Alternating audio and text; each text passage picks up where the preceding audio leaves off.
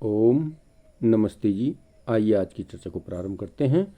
यजुर्वेद के प्रथम अध्याय का 19वां मंत्र।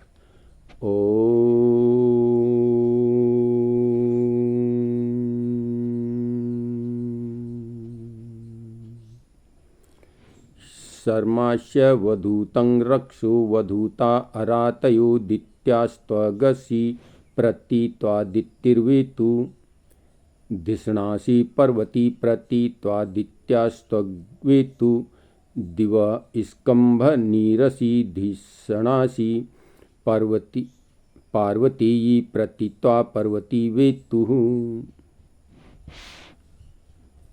आइए, इसमें बहुत सुंदर चर्चा की गई है कि मनुष्यों को अपने विज्ञान से अच्छी प्रकार पदार्थों को इकट्ठा करके, अपने विज्ञान से सब पदार्थों को अच्छी प्रकार से पदार्थों को इकट्ठा करते हुए करके उनसे यज्ञ का अनुष्ठान करें।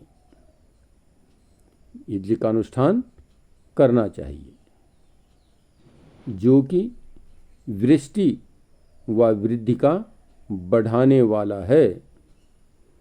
जो क्या है?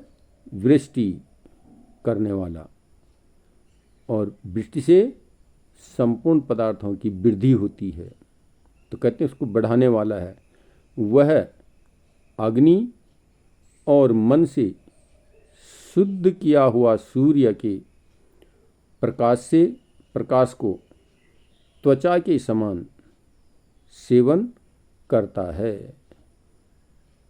वह अग्नि और मन से, कहते हैं शुद्ध किया हुआ सूर्य के प्रकाश को, जो प्रकाश सूर्य का प्रकाश है वो शुद्ध किया हुआ है, वह शुद्ध करता है, त्वचा के समान सेवन करने योग्य है, त्वचा पे चमकता है, चीज होती है, तो इस प्रकार से कहते हैं वो सेवन करने योग्य।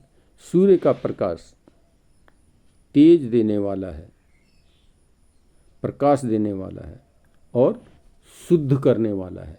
जितनी भी गंदी वायु है, गंदी वातावरण है, उन सबको शुद्ध कर देता है सूर्य का प्रकाश। तो हमें भी अपने आत्मा को शुद्ध और पवित्र करने का प्रयत्न करना चाहिए।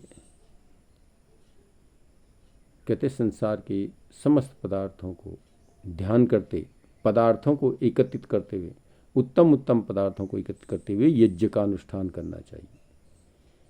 क्योंकि यज्ञ के अनुष्ठान करने से सूर्य का प्रकाश उनको सूक्ष्म रूप में उतार करके वायुमंडल में फैला देता है, वायु को शुद्ध कर देता है, वायु और जल को।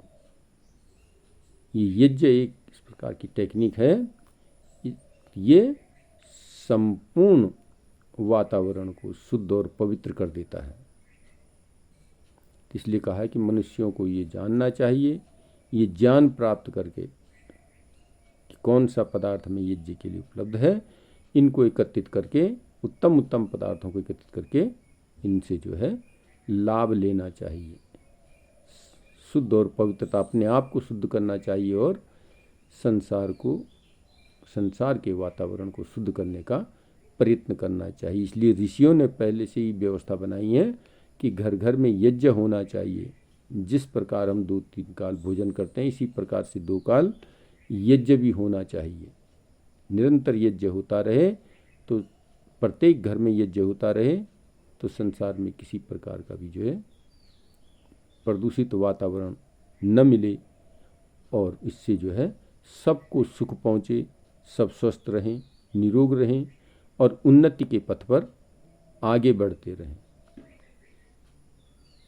तो ये जो है जीवन का बहुत उत्तम सार है। इस मंत्र में बहुत सुंदर बात बताई गई है कि संसार के पदार्थों को एकत्रित करके उनसे उपयोग लेते हुए, सुपयोग लेते हुए जो है यज्ञ का अनुष्ठान करें, यज्ञ करें। तो इस मंत्र पर, यज्ञ पर चर्चा आई है।